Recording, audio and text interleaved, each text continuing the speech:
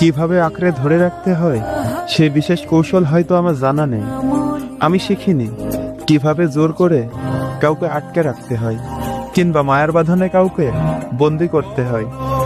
কিন্তু এই জীবনে আমার হাত থেকে যা কিছু হারিয়ে গেছে, বিশ্বাস করো তার প্রতিটা জিনিসই আমার সাধ্যের চেয়েও বেশি যত্ন করে আগলে রেখেছিলাম।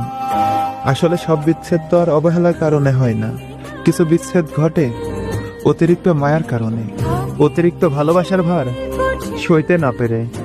হয়তো আমার আগলে রাখার ধরনটা খুব বেশি সেকেলে ছিল, কিংবা আমার মায়াটা একটু বেশিই ছিল, যা আধুনিকতার ভিড়ে হার মেনেছে।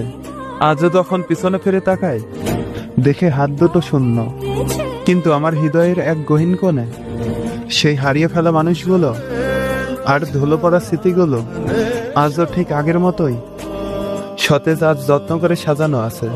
আমি হারতে রাজি, কিন্তু আমার ভালোবাসা আর যত্ন কখনো কমতি ছিল না।